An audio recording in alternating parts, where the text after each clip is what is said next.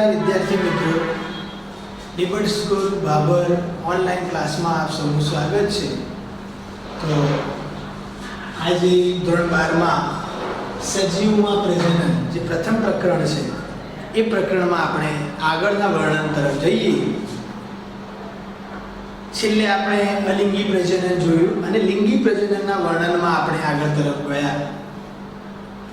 લિંગી પ્રજનનમાં जुवेनाइल तबक्का विषे समझ्या, प्राजननिक तबक्को विषे आपणे आगळ समझ्या अने प्राजननिक तबक्काना अंदर केवा केवा वनस्पतिओ केवी केवी प्रकारनी वनस्पतिओ एक वर्षायु, द्विवर्षायु, बहुवर्षायु केवी रीते पुष्पसर्जन करे छे एना विषेनो आपणे जे ज्ञान छे मतलब ए आपणे शिक्षणने मेळव्युं लास्ट चेप्टरमां, आ लास्ट प्रकरणमां, लास्ट लेक्चरमां। तो हवे ए मुद्दाने आगळ વધતા आज लिंगी प्रजनનમાં જે ત્રણ તબક્કાઓ છે, અવસ્થાઓ જે છે એમાં આપણે જુવેનાઇલ તબક્કો પહેલો, જુવેનાઇલ તબક્કા પછી જ્યારે પુખ્ત થઈ જાય, પ્રજનન કરવાને લાયક થઈ જાય તબક્કો પ્રજનનિક તબક્કો, અને એમાં આપણે કેવા પ્રાણીઓમાં ઋતુકીય ઋતુચક્ર, માસિક ઋતુચક્ર, સતત સંવર્ધકો वगैरह विषय समझ्या। अने आ तबक्को पूरो थई जाए एटले शुं, तो आपने खबर पड़े छे कि प्राजननिक तबक्कानो अंत थई जाए एटले ए कोनुं परिमापन छे। तो आपणा दिमागमां एक ज सवाल आवे कि आपणी एक उंमर थई जाए अने प्रजनन करवाने लायक रहता नथी, ते समये आपणी उंमरने આપણે એક સિમ્પલ શબ્દમાં વાપરીએ છીએ કે આપણે હવે વૃદ્ધ થવાની આરે આવ્યા। તો વૃદ્ધ એટલે શું? વૃદ્ધ એટલે શું? આનો જવાબ શું? તો પ્રાજનનિક તબક્કાના અંતને, જવાબ છે પ્રાજનનિક તબક્કાના અંતે વૃદ્ધ થઈએ છે। એટલે પ્રાજનનિક તબક્કાનો અંત આવી જાય એટલે જીર્ણતા અનુભવાય છે, અને વૃદ્ધ માટે જે શબ્દ છે જીર્ણતા, કયો શબ્દ છે? જીર્ણતા। આ જીર્ણતા જે છે, પ્રાજનનિક તબક્કાનો અંત જે છે એ જીર્ણતા અનુભવવા અથવા તો જીર્ણતાના પરિમાપન માટે સંકળાયેલ છે। आज सजीवों में त्रण तबक्का थया, ए तबक्का में वृद्ध तबक्को शुं छे? तो सजीवों में वृद्ध तबक्को जे छे ए एना शरीर में आनुषंगिक फेरफारो जोवा मळे छे। मतलब आनुषंगिक शरीर में फेरफारो कया? तो આપણે ઓલરેડી ધોરણ 11 માં સમજેલા છીએ કે ચયાપચયની ક્રિયાઓ જે છે ઘટતી જાય છે, અને ચયાપચયની ક્રિયાઓ ઘટતી જાય, શરીરમાં ઊર્જા ઘટતી જાય અને ધીમે ધીમે વ્યક્તિ મૃત્યુ તરફ દોરાઈ જાય છે। અહીં ફક્ત વ્યક્તિ માટેની વાત નથી, વનસ્પતિઓ માટેની પણ વાત છે।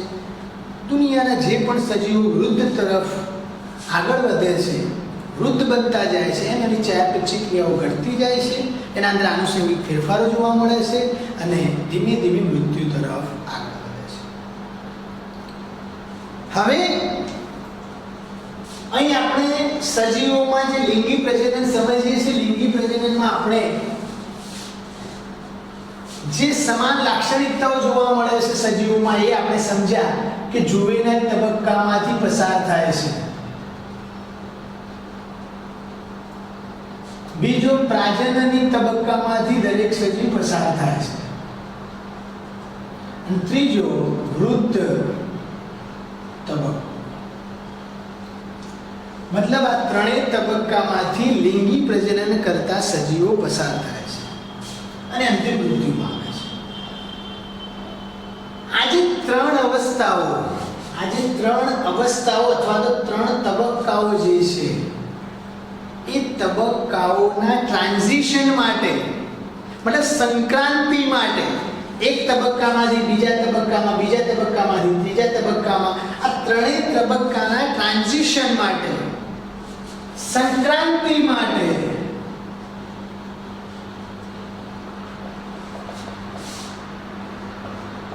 માટે કોણ જવાબદાર છે? સવાલ ઊભો થાય કે આમાંથી આમાં, આમાંથી આમાં, આમાંથી આમાં જવા માટે આપણા શરીરમાં જવાબદાર કોણ છે? એવા શરીરમાં કઈ રચના છે જેના લીધે આપણે ટ્રાન્ઝિશન થાય છે, સંક્રાંતિ થાય છે? તો એના માટે જવાબદાર મુખ્ય જે છે ઘટક એ આપણા શરીરમાં રહેલા અંતઃસ્ત્રાવો છે. તો આ ટ્રાન્ઝિશન માટે અંતઃસ્ત્રાવો જવાબદાર છે. અને બીજું, શરીરમાં થતી આંતરિક ક્રિયાઓ, શરીરમાં થતી આંતરિક જે રચનાઓ છે એમાં જે ક્રિયાઓ થાય છે, ફેરફાર થાય છે, એ જવાબદાર છે. અને આ અંતઃસ્ત્રાવો અને અંતઃસ્ત્રાવોના લીધે જે શરીરમાં આંતરિક ક્રિયાઓમાં ફેરફાર જોવા મળે છે, એના લીધે આ 3 તબક્કાઓમાં સ્ટેપ બાય સ્ટેપ ટ્રાન્ઝિશન થાય છે. તો હવે આપણે લિંગી પ્રજનનમાં થતી ઘટનાઓ વિશે આગળ વધીએ અને બરાબર ધ્યાન આપજો, કારણ કે હવે મેન મુદ્દા ચાલુ થાય છે.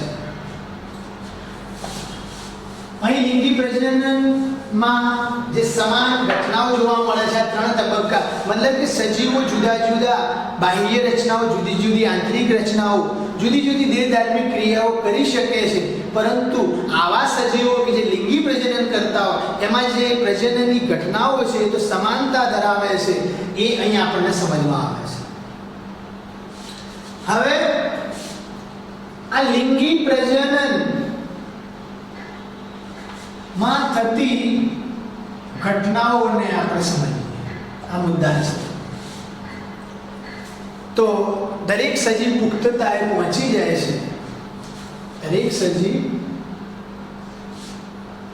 પુખ્તતાએ પહોંચે છે.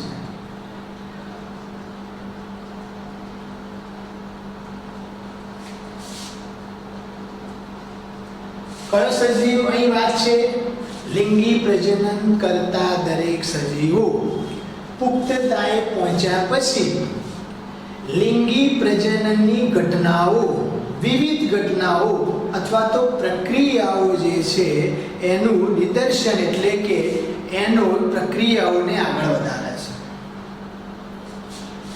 દરેક સજીવ પુખ્તતાએ પહોંચ્યા પછી આવા સજીવો કે જે લિંગી પ્રજનન કરતા સજીવો છે, આવા લિંગી પ્રજનન કરતા સજીવો જરૂરી વિવિધ ઘટનાઓ અને પ્રક્રિયાઓને પ્રદર્શિત કરે છે.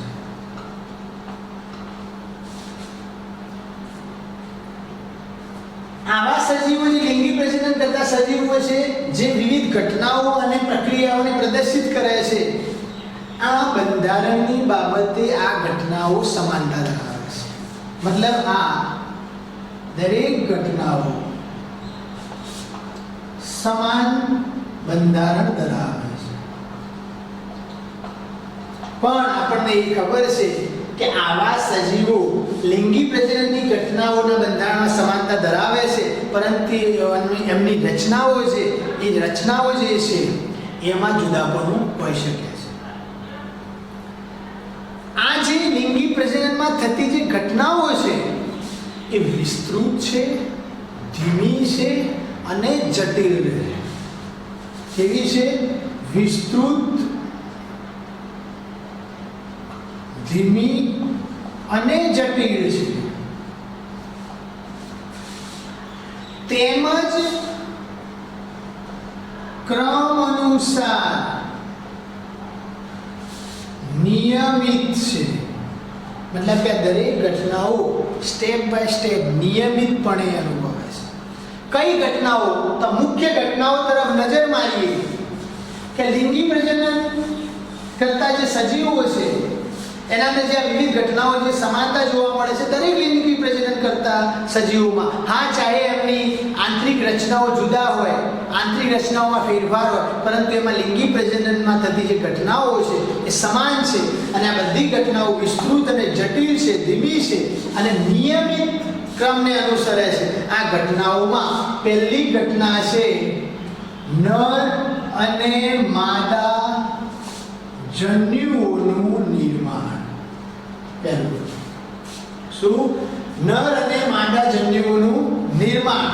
બીજી ઘટના, નર અને માદા જન્યુઓનું જોડાણ, જેને આપણે ફલન કહીએ છીએ. નર અને માદા જન્યુઓનું નિર્માણ, નર અને માદા જન્યુઓનું જોડાણ, જોડાણ થયા પછી યુગ્મનજનું નિર્માણ, અને યુગ્મનજનું નિર્માણ થયા પછી ભ્રૂણ જનન. આ ચાર જે ઘટનાઓ છે, ચાર ઘટનાઓ ક્રમ બાય ક્રમ, સ્ટેપ બાય સ્ટેપ, દરેક સજીવો કે જે સજીવો લિંગી પ્રજનન કરે છે એમના અંદર થતી રહે છે. આ ઘટનાઓની લાક્ષણિકતાઓ જે છે, આ દરેક સજીવ જે લિંગી પ્રજનન કરે છે એની સમાન લાક્ષણિકતાઓ છે કે જેમાં આટલી ક્રિયાઓ તો આ નિયમને તો અનુસરે છે. આ સમાન લાક્ષણિકતાઓને ત્રણ ઘટનાઓના રૂપમાં જોવામાં આવે છે. મતલબ કે આને ત્રણ મુખ્ય ઘટનાઓનું નામ આપવામાં આવે છે. તો લિંગી પ્રજનનમાં થતી જે આ સ્ટેપ બાય સ્ટેપ થતી જે ઘટનાઓ છે એને મુખ્ય ત્રણ ઘટના કહેવાય. કઈ? પૂર્વ ફલન ઘટના, બીજો પૂર્વ ફલન તબક્કો, બીજો ફલન તબક્કો, ત્રીજો પશ્વ ફલન તબક્કો.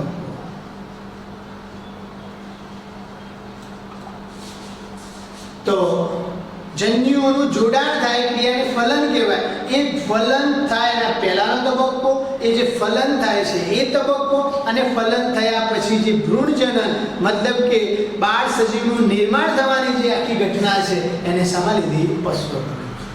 આમ લિંગી પ્રજનનની જે થતી ઘટનાઓ છે એમાં મુખ્યત્વે ત્રણ તબક્કા છે: પૂર્વ ફલન, ફલન અને પશ્વ ફલન. તો સૌપ્રથમ આપણે આ જે ત્રણ તબક્કા છે લિંગી પ્રજનનના, મુખ્ય ત્રણ તબક્કા, એ બહુ મહત્વના, પરીક્ષામાં સૌથી વધારે પૂછાવાવાળા, અને આમાં નીટમાંથી ઘણા બધા પ્રશ્નો બનશે, ઘણા બધા એમસીક્યુ એક ટોપિક આવરી લેશે.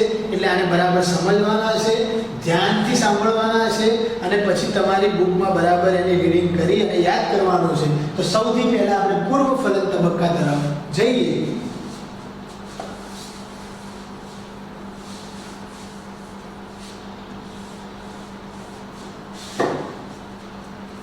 તો પૂર્વ ફલન તબક્કો, પૂર્વ ફલન તબક્કો એટલે કયો? તો ફલન થાય એના પહેલાની જે ઘટનાઓ છે એ ઘટનાઓ, વિવિધ ઘટનાઓને પૂર્વ ફલનમાં આવરી લેવામાં આવે. મતલબ કે સજીવો જે ફલન કરે છે, જન્યુઓનું જોડાણ કરે છે, એના પહેલા શું કરતા હશે? તો સીધી વસ્તુ છે, આપણા સમજમાં ઓટોમેટિક આવી જાય કે બે જન્યુઓ છે, જોડાણ થાય એના પહેલા શું થયું? તો જન્યુ નિર્માણ થયા. અને જન્યુઓ ફલન ક્યારે કરે? વહન કરે, અને પછી એકબીજા સાથે મળે તો ફલન કરે. એટલે ફલન પહેલા મુખ્યત્વે બે ઘટનાઓ જોવા મળે. તો પૂર્વ ફલન જે તબક્કો છે એમાં મુખ્યત્વે ફલન થાય એના પહેલા, એટલે કે જન્યુઓનું જોડાણ થાય એના પહેલા થતી વિવિધ ઘટનાઓને પૂર્વ ફલન ઘટનાઓમાં લેવામાં આવે છે. અને આવી પૂર્વ ફલન જે ઘટનાઓ છે, તબક્કો છે, એના અંદર મુખ્યત્વે બે ઘટનાઓ જોવા મળે છે. એક જન્યુ જનન અને બીજું જન્યુ વહન. એક જન્યુ જનન અને બીજું જન્યુ વહન.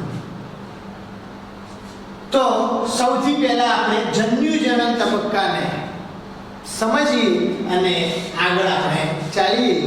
તો જન્યુ જનનને આપણે સમજીએ. જન્યુ જનન એટલે શું? નર અને માદા જન્યુઓના નિર્માણને જન્યુ જનન કહે છે. નર અને માદા જન્યુઓના નિર્માણને જન્યુજનન કહે છે. નર અને માદા જન્યુના નિર્માણને જન્યુજનન કહે છે. એનો મતલબ નર જન્યુ તરીકે કોણ? શુક્રકોષ. માદા જન્યુ તરીકે કોણ? અંડકોષ. આ શુક્રકોષ અને અંડકોષનું જે નિર્માણ થાય છે એ નિર્માણ થવાની પ્રક્રિયાને જન્યુજનન કહે છે. હવે મહત્વનો મુદ્દો સમજવાનો છે કે આ નર અને માદા જન્યુઓનું નિર્માણ થાય છે, જે જન્યુજનન કહે છે, એ જન્યુઓ જે છે હંમેશા એકીય હોય છે. મતલબ જન્યુઓ ચાહે નર હોય કે માદા હોય, હંમેશા કેવા હોય છે? એકીય હોય છે. હવે એકીય શું? તો સજીવો, લિંગી પ્રજનન કરતા જે સજીવો છે એ એકીય પણ હોઈ શકે અને દ્વિકીય હોઈ શકે. એનો મતલબ પિતૃકોષ જે છે, સમજો કે મારું ઉદાહરણ લઉં કે આપણે મનુષ્યનું ઉદાહરણ લઈએ, માદા હોય કે નર હોય, એના શરીરમાં રંગસૂત્ર હંમેશા જોડમાં હોય છે. અને રંગસૂત્ર જોડ હોવાને કારણે એક ભાગને M તરીકે લેવામાં આવે. મતલબ કે XY છે તો આ M અને Y માટે M, તો હંમેશા 2N રચના થઈ. માટે જન્યુઓ જે રંગસૂત્ર અને કોષમાં દર્શાવવામાં આવે તો આપણા જન્યુઓ જે છે, આપણા જે કોષો જે છે એ કેવા છે? દ્વિકીય છે. અને જ્યારે નર અને માદા જન્યુઓના નિર્માણ થાય છે ત્યારે ઘટના થાય છે, એક કોષ વિભાજનની ઘટના થાય છે, જે તમે બધા ધોરણ 11 માં બરાબર સમજ્યા છો. એ ઘટનાને આપણે અર્ધીકરણ કહીએ છીએ. જન્યુઓ નિર્માણ થતા જે કોષો છે, આ જન્યુઓને નિર્માણ જે કોષોમાંથી થવાનું છે એ કોષોને આપણે પ્રજનન કોષો કહીએ છીએ. અને પ્રજનન કોષો ચાહે દ્વિકીય હોય કે પ્રજનન કોષો ચાહે એકીય હોય, તો પણ જન્યુઓનું નિર્માણ જે થાય છે એ હંમેશા એકીય હોય છે. ઉદાહરણ તરીકે મનુષ્યનો જન્યુ કોષ, આ મનુષ્યનો પ્રજનન કોષ દ્વિકીય છે તો અર્ધીકરણ થઈ. શું થઈ? અર્ધીકરણ થઈ અને 4 જન્યુઓ એકીય પેદા થાય છે.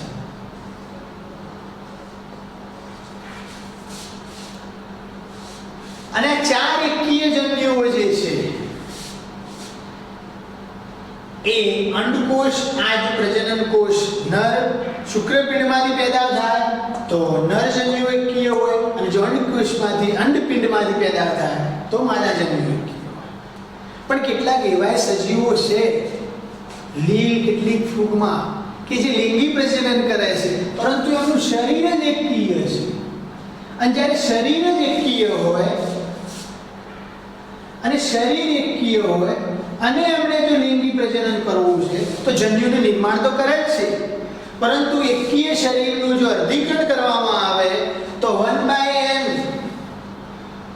હાફ જન્યુ, હાફ રચના ધરાવતો કોષ પેદા થાય, અને આવો કોષ શક્ય છે નહીં.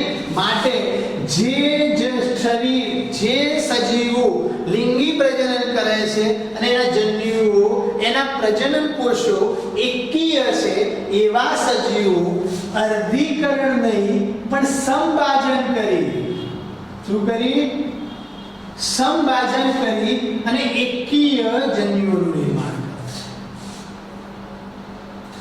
આમ નર અને માદા જન્યુના નિર્માણને જન્યુજનન કહે છે, અને જન્યુ હંમેશા એકીય હોય છે. હવે આ જે જન્યુઓ છે, નર અને માદા જન્યુઓ, જુદા જુદા સજીવોમાં થોડું વિવિધતા ધરાવે છે. કેવી?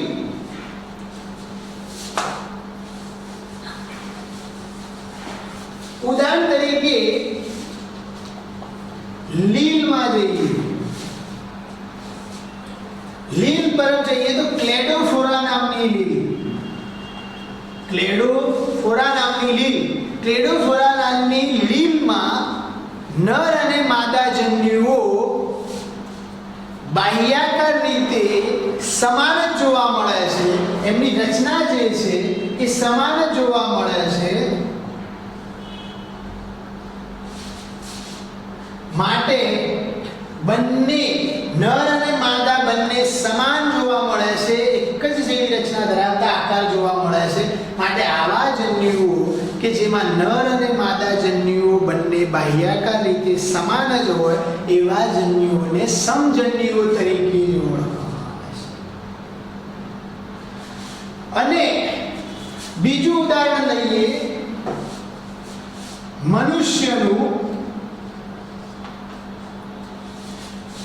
મનુષ્યના ઉદાહરણમાં જોવા જઈએ તો મનુષ્યના ઉદાહરણમાં શુક્રકોષ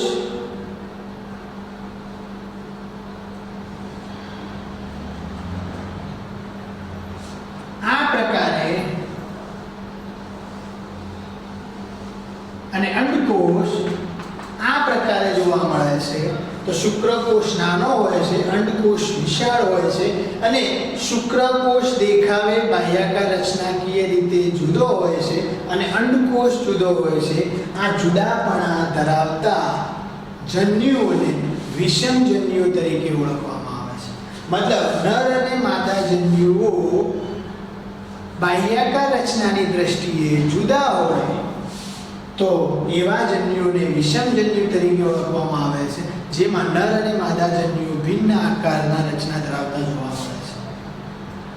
એવી જ રીતે ફ્યુકસ નામની લીલમાં એક જન્યુ આવો છે અને એક જન્યુ આવો છે, તો નર જન્યુ અને માદા જન્યુ, તો આમાં પણ જુદાપણું જોવા મળે છે. નર અને માદાપણા વચ્ચે જન્યુઓ એકબીજાથી મળતા આવતા નથી, માટે એમને વિષમજન્યુ તરીકે ઓળખવામાં આવે છે. અને સૌથી મહત્વની બાબત કે વિષમજન્યુઓ ધરાવતા જે સજીવો છે એમાં હંમેશા નરજન્યુ ચલિત હોય છે. નરજન્યુ ચલિત હોય છે, આ મુદ્દો ધ્યાનમાં લેવા. અને મોટા ભાગે પ્રાણીઓમાં હંમેશા માદા જન્યુ નરજન્યુ કરતા મોટો હોય છે. તો વિદ્યાર્થી મિત્રો, અહીં આપણે લિંગી પ્રજનનની જે ઘટનાઓ છે, જે સમાનતાઓ છે, આ ઘટનાઓ જોઈ કે નર અને માદા જન્યુનું નિર્માણ થાય, એનું જોડાણ થાય, યુગ્મનજ બને, ભ્રૂણજનન બને. આ ઘટનાઓ, આ જે લક્ષણો છે, આ સમાન લક્ષણોને 3 તબક્કામાં વહેંચવામાં આવે: પૂર્વ ફલન તબક્કો, ફલન તબક્કો અને પશ્વ ફલન તબક્કો. પૂર્વ ફલન તબક્કામાં આપણે જોયું કે પૂર્વ ફલન તબક્કો એટલે ફલન પહેલાનો તબક્કો. ફલન પહેલા શું થાય? ફલન પહેલા 2 ઘટનાઓ થાય છે: જન્યુજનન અને જન્યુવહન. જન્યુજનન એટલે શું? તો નર અને માદા જન્યુઓના નિર્માણને જન્યુજનન કહેવાય છે. આ જે નર અને માદા જન્યુઓ જે નિર્માણ થાય છે હંમેશા એકીય હોય છે. ચાહે પિતૃકોષ અથવા તો માતૃકોષ એકીય હોય કે દ્વિકીય હોય, પરંતુ હંમેશા જન્યુઓ કેવા હોય છે? એકીય હોય છે.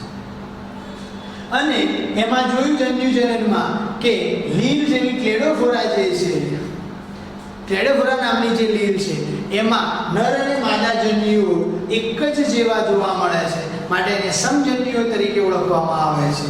અને મનુષ્ય જેવા ફ્યુકસ નામની લીલમાં શું જોવા મળે છે? નર અને માદા જન્યુઓમાં જુદાપણું જોવા મળે છે, માટે એમાં આપણે એને વિષમજન્યુઓ તરીકે ઓળખવામાં આવે છે. અને હંમેશા વિષમજન્યુઓમાં નરજન્યુ હંમેશા કેવો હોય છે? ચલિત હોય છે. હવે આગળ આપણે જે રચના જોવાની છે એ આપણે આગળના પ્રકરણમાં સમજશું.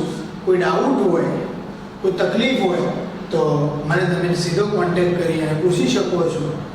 તમારે આ જે લિંગી પ્રજનનની જે ઘટનાઓ છે એ ઘટનાઓને બરાબર સમજવાની છે, અને એમાં કોઈ પણ પ્રકારનો ડાઉટ હોય, ઉદાહરણ ખાસ યાદ રાખવાના છે, કારણ કે MCQમાં કદાચ આપણી આ જે પદ્ધતિ જે બદલાઈ છે થિયરેટિકલ, એમાં કદાચ MCQ ઓછા આવે, પરંતુ નીટ માટે તમારે ખાસ જરૂર છે MCQની. અને MCQમાં મુખ્યત્વે ઉદાહરણ આપણે યાદ રાખવાના છે. કોઈ ઉદાહરણને આકૃતિમાં રહેલું ઉદાહરણને છોડવાનું નથી. બુકમાં જેટલા પણ ઉદાહરણ આપેલા છે દરેક ઉદાહરણને આપણે યાદ રાખવાનું છે. કયું ઉદાહરણ કોના માટે છે અને વધારાના જે એક્સ્ટ્રા ઉદાહરણ જે મારા નજરમાં આવશે એ ઉદાહરણો તમને જણાવતો રહીશ. અને અહીં આજે હું આ ટોપિકને આજના લેક્ચરમાં પૂરો કરું છું, કારણ કે નેક્સ્ટ ટોપિક છે થોડો અલગ છે. એટલે અહીં કન્ટિન્યુ સીધો ટોપિક જન્યુજનનનું વર્ણન હજુ બાકી છે, પરંતુ એ વનસ્પતિઓમાં થોડું વિવિધતા દર્શાવે છે. વનસ્પતિઓમાં જે સજાતીય જાતીયતા છે એ જાતીયતાને આપણે સમજવાની છે. એ આગળના પ્રકરણમાં આપણે સમજશું. અહીં હું આ જે લેક્ચર છે ઓનલાઈન ક્લાસ આજે હું પૂરો કરું છું. નેક્સ્ટ લેક્ચરમાં આપણે ફરી મળીશું. અસ્તુ.